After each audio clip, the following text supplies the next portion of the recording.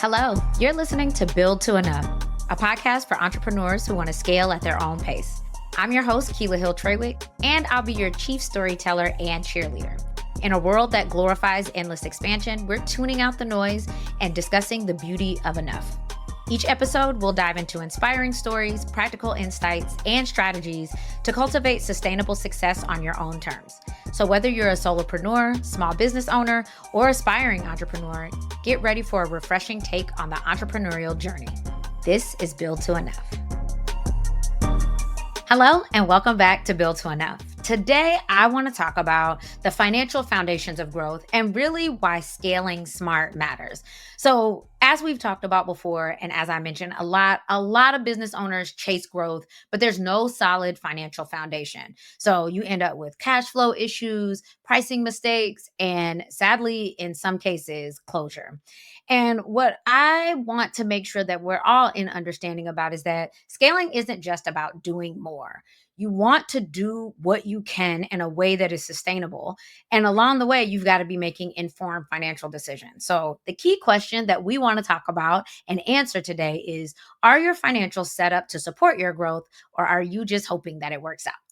Let's dig into the details. All right. So before you grow, you really need to know where you stand financially. And I'm thinking about 4 metrics that really provide clarity on where you should focus. First one, revenue, what money comes in. So the first thing you need to know is what's working. What are your most profitable services and clients? Not just who pays you the most, but after you account for the expenses or cost of those sales, where are your highest profit margins? Do you have services that people aren't signing up for? Do you have services that are making you a lot of money, but then you've got to spend a lot in order to deliver on those? If that's what's happening, it may be time to reassess so that you can see if you're missing the mark on what your ideal customer needs. Also, look at your trends. Are you growing steadily, or is revenue unpredictable? And inconsistent doesn't mean unpredictable. You may always know that, like, the top of the year and Q4 are your big seasons, and spring and summer are going to be a little low.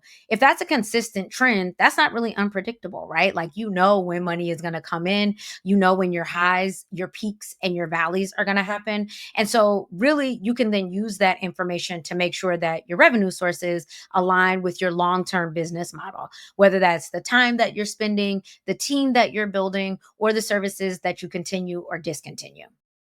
Second up, in terms of core financial metrics, is expenses. And when we're looking at expenses, the question that we want to ask is, where can we optimize? Growth often means more expenses. And that makes sense, right? Like, the more you do, the more you potentially need. But what you want to check on is, are these intentional investments? Am I doing these because I'm expecting a return on the other side, or are they just added costs? And later, I want to do a podcast episode on distractions, but put a pin in that because that's where a lot of those expenses go if they're not intentional. They just end up being things that you're spending on that aren't necessarily going to make or sustain your financial growth. Regularly review your expenses. So you want to be looking at what is essential, like what are the minimum things that I need in order for my business to continue, and what can be streamlined. Are there softwares that I can condense? Is there travel that I'm doing more of than I would typically, that I'm spending the money and maybe it's not really returning on something that I can use within my business?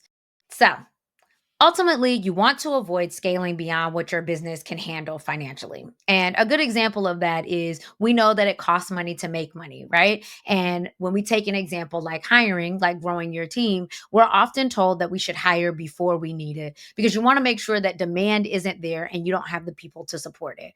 But you don't want to hire too soon either, right? You don't want to have this cash outlay of people who are on your team, but not actually doing work because you don't have that demand there yet. Another example is overspending on tools. What does your business need right now? And yes, plan for that next step, but you don't have to make corporate level investments when your business is still small. You want to do the right thing at the right time for the right price. The third core financial metric that we want to look at are profit margins. And the question that we want to ask is, are you pricing for growth? Because the reality is, revenue is not profit, and revenue is great, but profit is what keeps you in business. If you are making a ton of money and you are spending all of that money, you are not better off than if you were making less and spending less, right? So when you're looking at your profit, you need to look at your pricing. So, are your services priced to support sustainable growth, or are you undercharging? You have to have a sense of how much it costs to run your business, how much it costs to pay people to support the running of your business, and whether you're charging enough to cover those costs. Yes, you have to, quote, charge what you're worth. You want to charge what it costs to cover your costs, what it costs to pay yourself, what it costs to have money in the bank to pay for your taxes and to have savings. And so all of those need to be taken into account versus just like pricing off vibes. Finally, have a balance between profitability and reinvesting in the business. So, we already know that there's going to be some years where your profit's going to be a little lower because your goal is to invest in those foundations. Maybe it is setting up a new software that's going to make you more efficient next year, but has a lot of upfront costs. Maybe it is about building a team that you have to invest in a few people at the front end, but they're going to pay off down the line. The idea is that you know when you're going to be less profitable so that you can plan accordingly in terms of your cash flow. And then the fourth core financial metric is accounts receivable. And the question around that is, how reliable is your cash flow? You may have heard this before, but most businesses that fail or close because of cash flow issues. So, not because you didn't have a good idea or because you couldn't make money, more so that the timing of the money that was coming in versus the timing of the cash that needed to go out were not aligned, and you were always kind of missing the mark. What that means is when you get delayed payments, so when people are not paying you on time, that usually leads to some kind of growth challenge. When you are waiting on somebody to give you money and you need to pay the contractors or reimburse for travel or cover the cost of an event that you're putting on or anything that is alongside that, when you are essentially getting reimbursed by an invoice, you need to make sure that you're getting paid on time. And one way to do so is to ensure that you have clear payment terms and a system for consistent invoicing and follow ups. Because cash flow determines whether you can invest in hiring, marketing, operations, all of those things that keep your business going. And so it's critical that you keep that cash flow machine steady. So, how are you using these metrics, right? We laid out four that you want to make sure are always at the forefront of your decisions.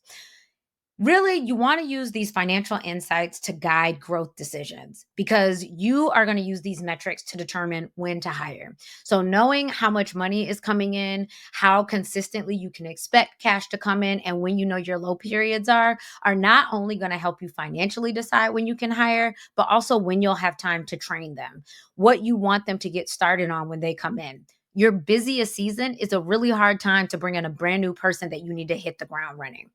It also tells you when to invest in marketing or new services and what you should be marketing when you get that set up. So you want to make sure that you're focusing on either those areas that are most profitable so you can get more people into that service, or areas that have been feeling a little neglected and you want to make sure that they're getting more people into that service in order to make the money that you're expecting from it. Next, this tells you when to raise prices. What you need to know is how much things cost, how much your business costs, so that you can know if you're pricing accordingly and whether the market will bear the price that you need to charge.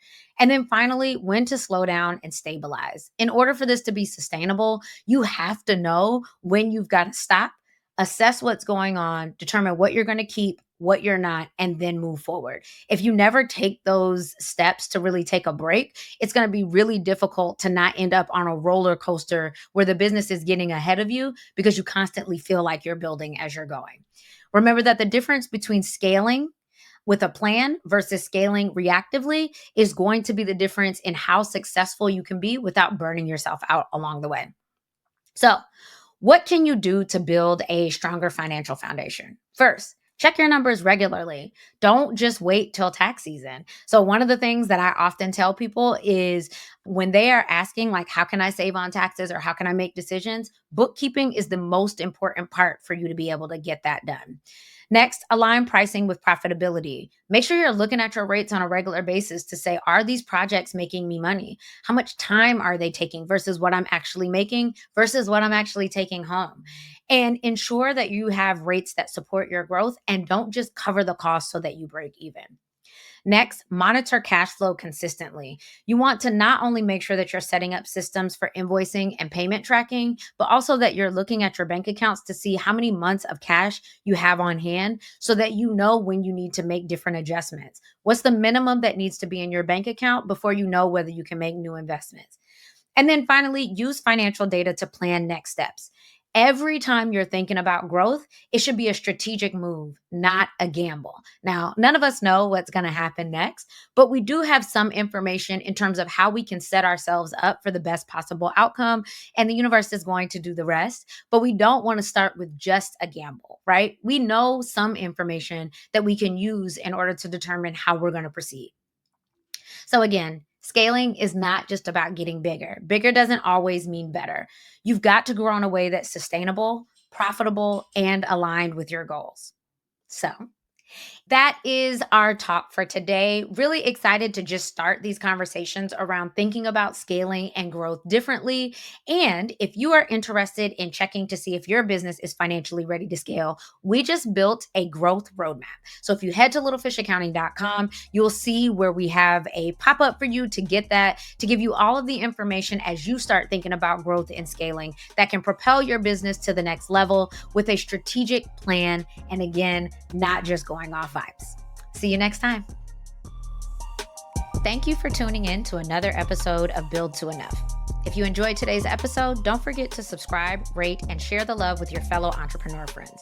And make sure to sign up for the Build to Enough newsletter. The link is in the show notes. Stay tuned for more episodes as we continue to redefine success one intentional step at a time.